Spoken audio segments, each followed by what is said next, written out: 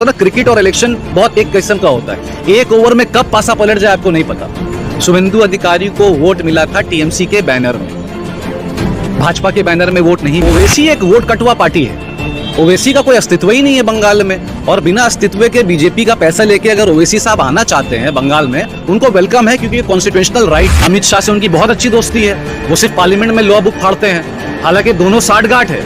Birds of feather flocks together. Bengal के लोगों से ये कहना चाहता हूँ, ओवैसी और आरएसएस के बीच में कोई फर्क नहीं। अगर आरएसएस मुसलमान के खिलाफ है तो मुझे लगता है ओवैसी हिंदू के खिलाफ है। ये दोनों पक्ष, तो मेरे साथ आज देखिए मेरे दो भाई खड़े हैं, वो हिंदू हैं, बचपन के दोस्त हैं मेरे, लंगोटिया यार हैं। तो अगर ये डिफरेंस हिंदुस्तान में अगर आ जाए कि मैं अब हिंदुओं से दोस्ती नहीं करूंगा, एक मुसलमान लड़का हिंदू से शादी नहीं कर सकता, एक हिंदू लड़की मुसलमान से शादी नहीं कर सकती, इसी को तो कट्टरपंथी बोलते हैं। और ये कट्टरपंथी में चार चंद लगाता आरएसएस और ओवैसी।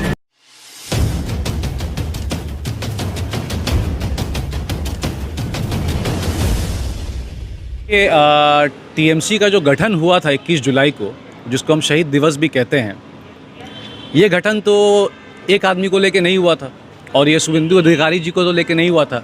शुभेंदु अधिकारी जो हैं वो हमारे पार्टी के कार्यकर्ता थे, और आज कुछ मिसअंडरस्टैंडिंग की वजह से वो पार्टी से रिज़ाइन कर दिए। मगर पार्टी को फॉर्मेशन करने वाली और पार्टी को खड़ा करने वाला हमारा एक ही लीडर था और है और रहेगी, वो है ममता बंदोपाध्याय। आज शुभेंदु अधिकारी के जाने के बाद मुझे नहीं लगता है ज़्यादा कुछ अफेक्ट होगा, क्योंकि आप देखिए एक पॉलिसी होता है कि जब इंसान आपको वोट देता है, आपके एक सिंबल में वोट देता है, आपके एक उसमें देता है कि आपका ये चिन्ह है। तो अगर ये पॉलिसी मैं सुप्रीम कोर्ट और इलेक्शन कमीशन को भी कहना चाहता हूँ कि अगर मैंने XYZ को वोट दिया और 5 साल के बाद अगर वो XYZ किसी और पार्टी में चला जाता है, तो क्या वो वोट हमारा वापस मिलेगा? वो तो हमें नहीं मिलने वाला। तो लोगों को ये यकीन होना चाहिए कि आप किसको वोट कर रहे हैं। आज मेदिनीपुर ब्लॉक में चाहे बड़ा हो या छोटा हो, वहाँ जो एक टीएमसी का शासन था, टीएमसी का जो पूरा प्रभाव था, वो टीएमसी के बैनर के वजह से था।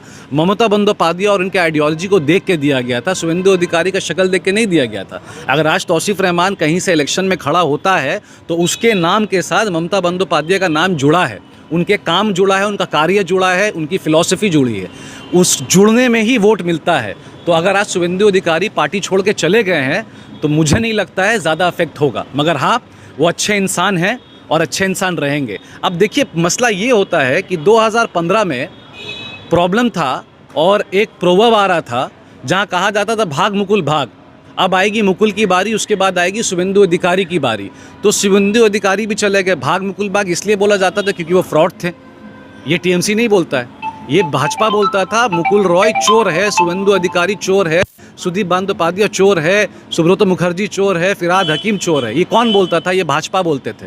तो आज इसी चोर के ग्रुप से आपने 2 चोर को अपने पास ले लिया।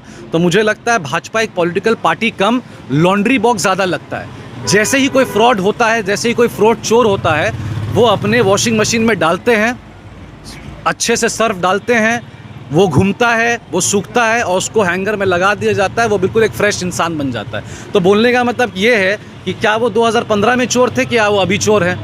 तो पब्लिक किसको वोट देगी? पब्लिक क्या पहले वाले मुकुल रॉय को चोर को वोट देगी कि अभी को चोर देगी? तो देखिए पार्टी, वापस से मैं कहना चाहता हूँ, किसी के एक सिद्धांत के ऊपर पार्टी नहीं रुका है। पार्टी रुका है फिलॉसफी और आइडियोलॉजी के ऊपर। अगर शुभेंदु अधिकारी चले जाते हैं और कल भाजपा को अगर संबोधित करते हैं, उनको बेस्ट ऑफ लक है, मगर टीएमसी जो पार्टी है जहां थी वही रहेगी। अभी आपने देखा होगा ओवैसी साहब के आने से क्या वोट डिवाइड होगा, क्या टीएमसी को नुकसान होगा? देखिए ओवैसी एक वोट कटवा पार्टी है। ओवैसी का कोई अस्तित्व ही नहीं है बंगाल में, और बिना अस्तित्व के बीजेपी का पैसा लेके अगर ओवैसी साहब आना चाहते हैं बंगाल में, उनको वेलकम है, क्योंकि कॉन्स्टिट्यूशनल राइट है, एक संविधान राइट है। कोई भी पार्टी अगर भाजपा ही आती है, अगर अमित शाह रैली करना चाहते हैं, मोदी रैली करना चाहते हैं, वो बेशक रैली कर सकते हैं, वो उनका संविधान है। कॉन्स्टिट्यूशन में लिखा है भाई, आप कोई भी कॉन्स्टिट्यूंसी में जाके आप अपना रैली, अपना प्रोटेस्ट, अपना आंदोलन बिल्कुल कर सकते हैं, इसमें कोई मनाहट नहीं है। मगर मुझे कलकत्ता के मुसलमान और बंगाल के मुसलमान से ये पूछना है कि ओवैसी की पार्टी आज से तो नहीं है, ओवैसी की पार्टी 20 साल से है, और बंगाल का मुसलमान को अगर आज इतनी तकलीफ़ हो गई है तो ये तकलीफ़ 5 साल में तो नहीं आई है, ये तकलीफ़ तो हो सकता है पहले से ही होगी। तो ओवैसी इससे पहले कहाँ थे? अगर अब इलेक्शन चुनाव के सीज़न में अगर ओवैसी आके कहते हैं कि मुसलमानों को बहुत तकलीफ़ है, मुसलमान के साथ ज़्यादती हो रही है, मुसलमान के साथ फलाना हो रहा है, ढकाना हो रहा है, तो ये तो एक पॉलिटिकल गिमिक है ना।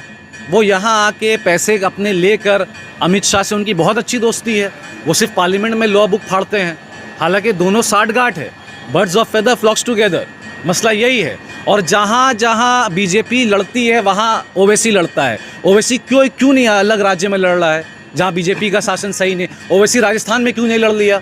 राजस्थान में कांग्रेस इतना स्ट्रांग है, लड़ना चाहिए था। कांग्रेस और ओवैसी पहले एक साथ थे, आज कांग्रेस के अलग होके ओवैसी अलग क्यों है? जहाँ जहाँ भाजपा को माइनॉरिटी वोट से तकलीफ होती है वहाँ वो ओवैसी को खड़ा करते हैं, ये बोलने के लिए कि भाई मुसलमानों के साथ बहुत अन्याय हो रहा है, मुसलमान बहुत तकलीफ में है, इसके वजह से ओवैसी आया है। Owaisi is not a factor. Owaisi RSS से कम नहीं है। मैं बंगाल के लोगों से ये कहना चाहता हूँ, ओवैसी और आरएसएस के बीच में कोई फ़र्क नहीं है। अगर आरएसएस मुसलमान के ख़िलाफ़ है तो मुझे लगता है ओवैसी हिंदू के ख़िलाफ़ है, तो हमें ये दोनों पक्ष नहीं चाहिए। कट्टरपंथी अगर हिंदुस्तान में होता तो ये सही नहीं है।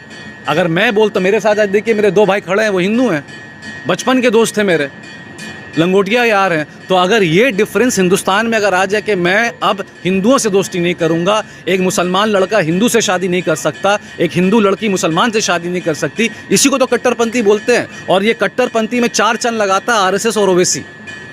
बंगाल का जो खूबसूरती है, गंगा जमुना की जो तहजीब है, जिस हिसाब से हम पूजा, दिवाली और ईद सेलिब्रेट करते हैं, ये लोग भ्रष्ट करने आए। ये किस तरह के से रोका जाए, इसमें कितना आइडियोलॉजी लगेगा इनको रोकने में, आप देखिएगा। ये नए नए आइडिया लगाएंगे, इसको पूजा कैसे रोका जाए, दिवाली कैसे रोका जाए, बकरीद ईद कैसे रोका जाए, ये इनकी यही आइडियोलॉजी है। तो ओवैसी मेरे लिए या किसी और के लिए फैक्टर नहीं हो सकता, बशर्ते मैं अपने बंगाल के मुसलमान को as a TMC general secretary के हिसाब से मैं यही अपील कर सकता हूं कि अगर वोट बटे नहीं, अगर वोट बढ़ती है तो भाजपा को फ़ायदा होता है। सिंपल सी बात है और यही स्ट्रैटेजी है। आज 100 के ऊपर करीबन एमएलए सीट्स में मुसलमान का प्रभाव है। जितना हिंदू का प्रभाव है उसके कुछ हद तक मुसलमान का भी प्रभाव है। तो ये प्रभाव को निस्तनाबूद और नष्ट करने के लिए ओवैसी आ रहा है। ओवैसी का प्रभाव मैं बता रहा हूँ आपको, 4 से 5,000 2,500 वोट काटेगा वो। और मैं यही समझाना चाहता हूँ बंगाल के मुसलमान और बंगाल के मेरे हिंदू भाव को कि अगर ओवैसी वोट काटता है, ये सीधी इफेक्ट और एडवांटेज भाजपा को जाएगा। इसको काटने के लिए ओवैसी को इग्नोर करना, अगर आप सिर्फ ओवैसी को इग्नोर कर देंगे ना, ओवैसी का और कुछ नहीं चलेगा यहाँ।